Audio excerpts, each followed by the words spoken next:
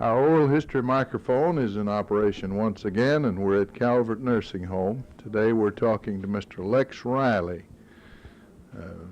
Mr. Riley, it's nice to be in your room here, and we appreciate your allowing us to come. Yeah.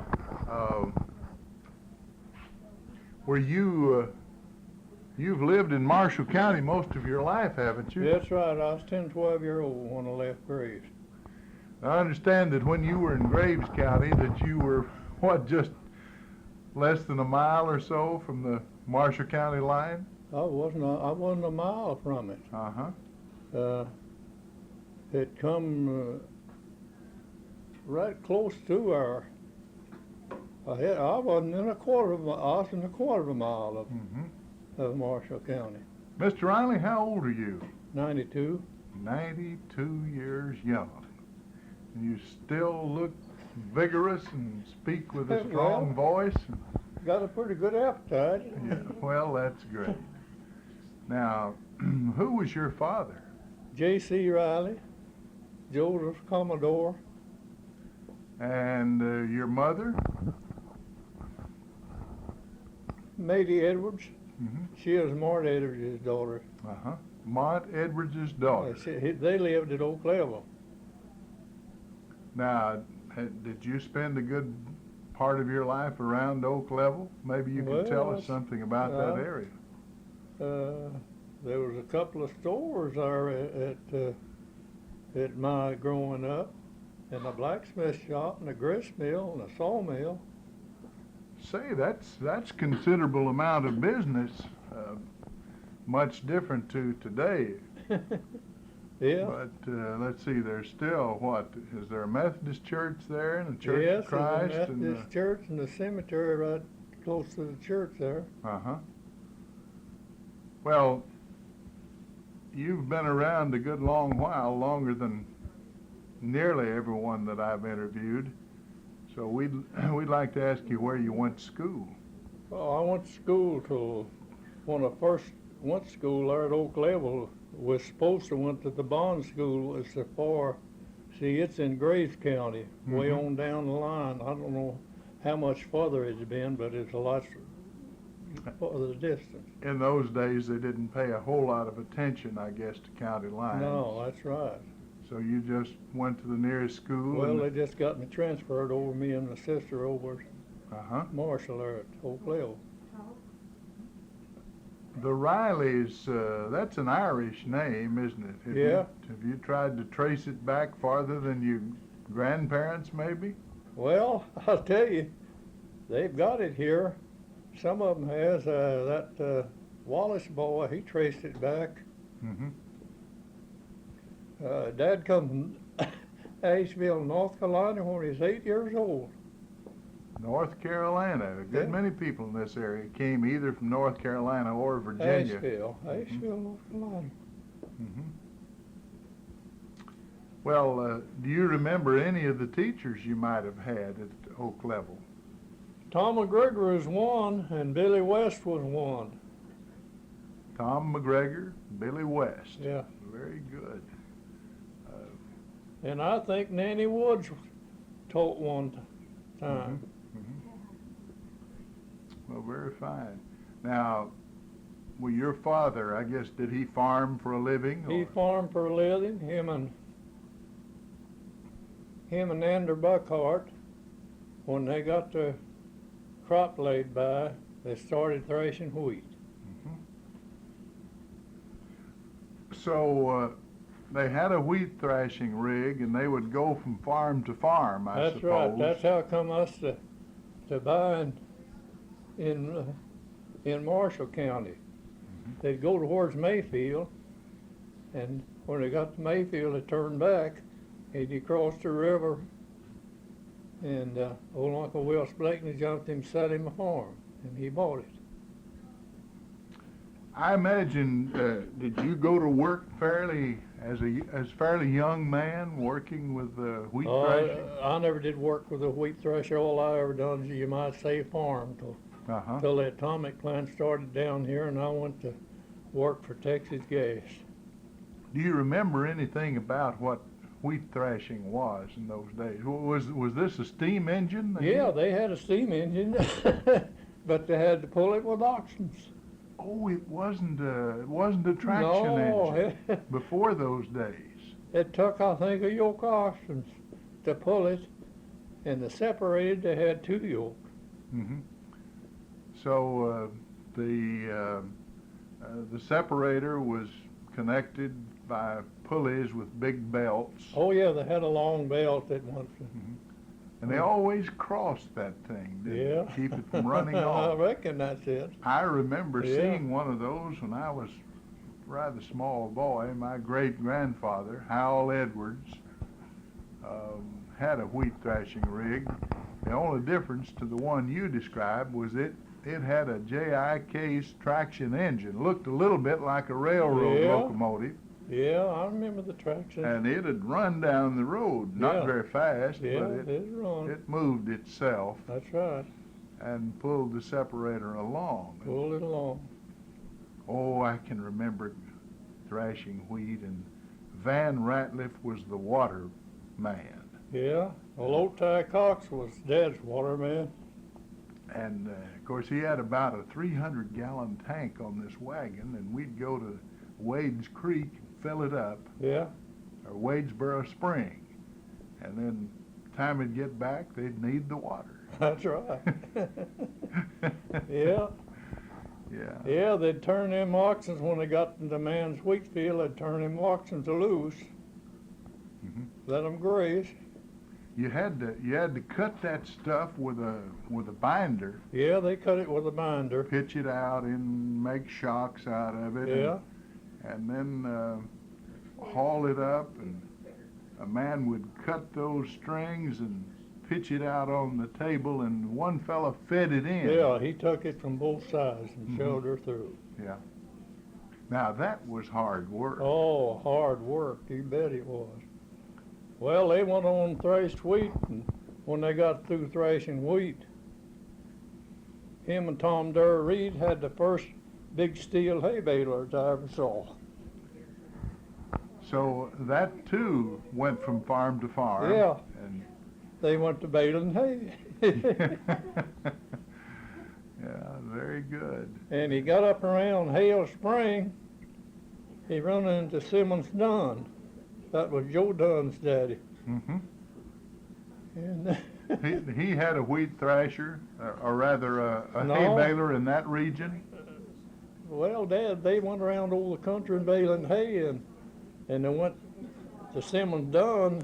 He wanted some hay baled, and they went to Tom Durr fed. He never could tie, and Dad tied and weighed it and put a tag on it, how much it weighed, the bale. I can remember watching the fellow that tied, and I always thought that was one of the most talented men I ever saw. They did it so fast. Mhm. If I'd have been in there and had to tied one and taken me 5 minutes, why, they'd have had to stop the thrasher, wouldn't they? Well, Dad said they started baling. He said Simmons started hauling, and he hauled off a load and come back. He says, "You men are honest." Dad says, "Honest what?" Says, "What do you mean?" Why, he says, "You're all the third baler I've had to run to off." The others had, Well, they're short weighting him. They told they baled with a ton, so many ton for so much, you know. oh, I see. And they was weighing him up, and he didn't have his hay that he wanted. He found it out. He's weighing extra. Yeah. That's the reason he told him they was honest. Well, I was going to ask you how a fella could cheat in baling hay, but I understand it Yeah, now. they had to weigh the bales, you know. Uh-huh. And he always give them the correct weight, you know. Yeah. He didn't have no complaint. Well, that's great. So Yeah. you were brought up by an honest father. I guess so. Well, you said you finished school at Oak Level. Well, we moved away, you see, from there. Where did you go? We come down here on the bottom road and I went to school, McCain School.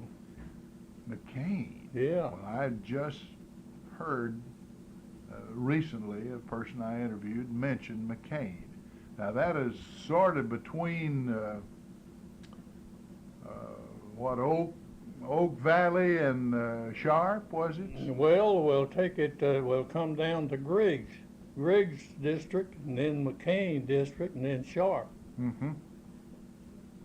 So there was an Oak Valley district and even a Scale district, I'm told, one time.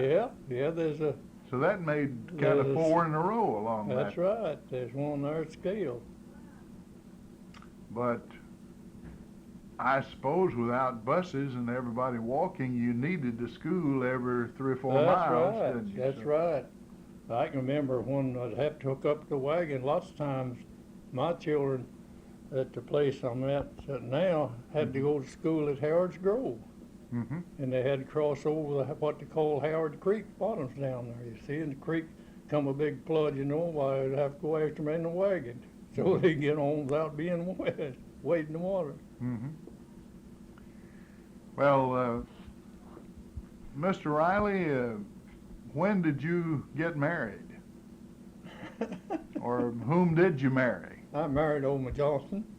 Oma Johnson. And did you have any children? Yeah, I yeah. know you had Lake, I remember Well, I him. had 4 boys and 2 girls. Now let's see, Frank was your son also. Yeah. Frank. And, well, we started at Lake and Chloe and Frank and Lincoln and Pat. And Joyce is a baby girl. Mm-hmm. Mm-hmm. When her mother died, she was just about 7 or 8 years old. Yeah. No, I got married and I was teaching teaching school at Howard's Grove. So your wife was a teacher, and Yeah, she she taught at teach- Howard's Grove. She was teaching at Howard's Grove, and so one Friday we went to Little Cypress, got on a train, and went to Princeton and got married in 1915. Yes, sir. And then the next year she taught at Griggs. That is an exciting trip to get on the train. Like That's right. Illinois Central and go That's up to right. Princeton. Left the horse there at Little Cypress in the stable and went to Princeton. Got married and stayed at Eddyville, I think, that night. Mm-hmm. Yeah. Well, you had a real exciting and interesting trip. Where did you meet this lady? Oh, Uh-huh. oh well. She is from Marshall County, too. She went to school at Oak Valley, and you might say just a Hop, skip, and a yeah, jump. from Yeah. my place up to hers. I knowed her ever since I moved over there, as far as that goes. Mm-hmm. And she had a brother that was in the Army early, and he made a pharmacy. And he went to Oklahoma when he got out of the Army, and he had to stay to Oklahoma to sell drugs then. Mm-hmm. You had these, 4 boys and 2 girls, Yeah. and I know you have a good many grandchildren then. Oh, I'd have Probably to. lost track of them. Well, now that there, I ain't gonna say for sure, but that Wallace boy that made the family tree of the Rileys and Wallaces and all, I think he set up there at my birthday in August 1960, August, the 19th of August, up here at the Reed's Crush Rock building there beside the bank. Yes, sir. I think he said there's about 32. 32 grandchildren. Well, I know a few of them, and one of those boys, Pat, didn't he have about 6 or 7 of the prettiest girls in the world? They've always nice girls, Yeah. pretty girls. Uh-huh. There's 7 of them. Yeah. And I reckon they all got jobs teaching first of all, another. Yeah. They all gone home anyway.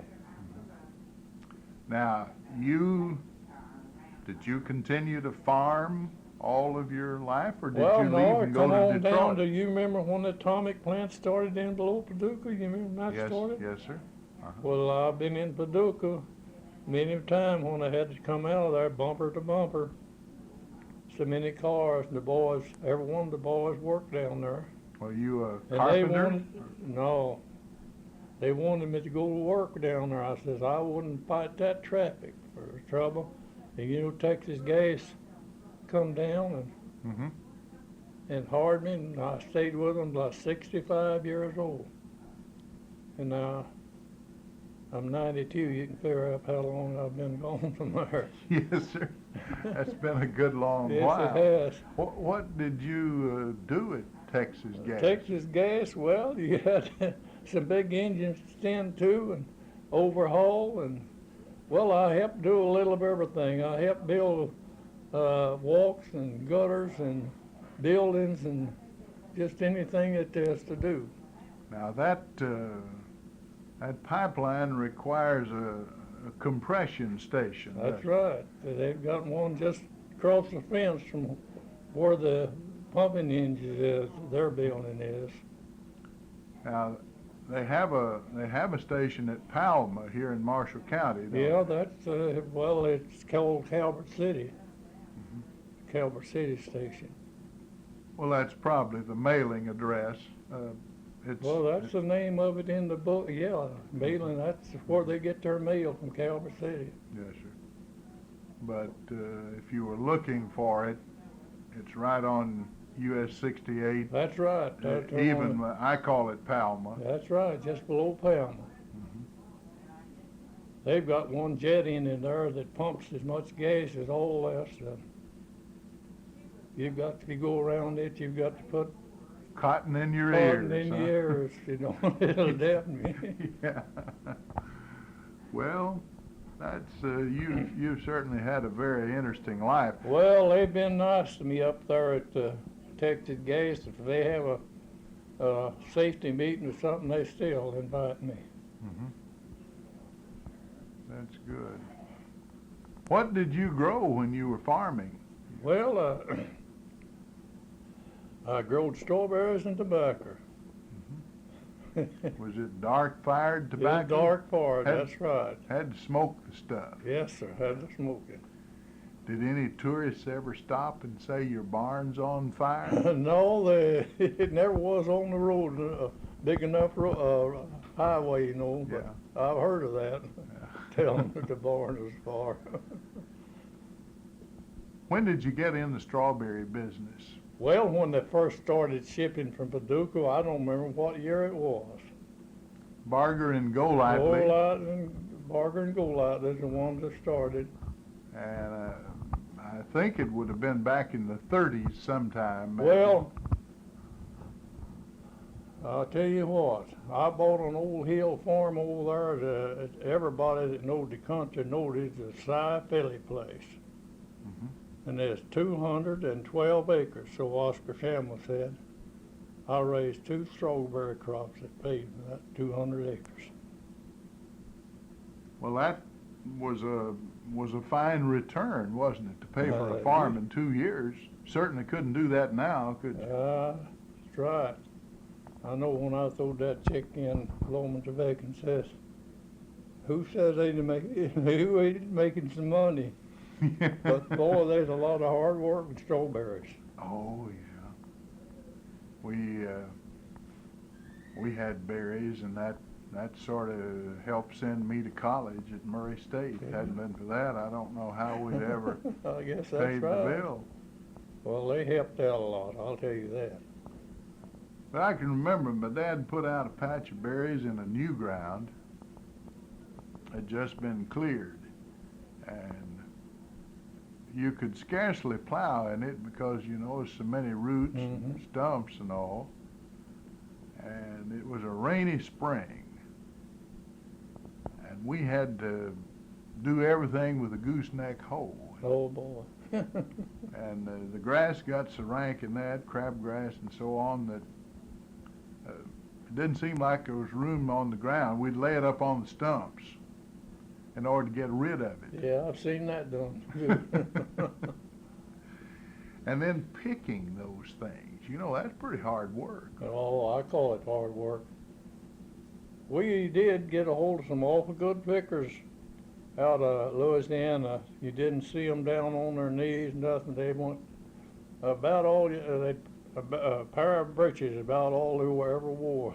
And I never did see them down on their knees and crawling around. They'd get them. They had some strawberry pickers there that picked 7 or 8 crates a day. When a feller does that, he's moving on, ain't he? Oh, he really is. I picked 3 crates once and thought I'd set the world's record. Oh, Lord. But you know, when I was picking, they paid a nickel a quart, and they were 24-quart crates, so you got $1.20 For a crate. for a crate. Well, I'd been working all day scraping corn for a fella, chopping corn they called it, and I got $1 a day. Yeah. Working sunrise to sunset, and I could pick 3 crates of berries and pick till about 2 o'clock in the afternoon. That's right. And that is $3.60. Yeah. So I thought I was rich. You're making money, that's right. I didn't pay for a farm like you did, but anyway. Well, see, that depression come on, and I bought that from George Washington Life Insurance, that farm. Mhm. Bruce, there was another 60 acres that is on the east side of the road, and they store got it, and I got 212 acres. Do you still own that farm, Mr. Riley? Yeah, I still own that, and I let Frank have some, about 20 acres. Could you tell us a little bit more about the city of Oak Level? I remember a while ago you said there was a grist mill.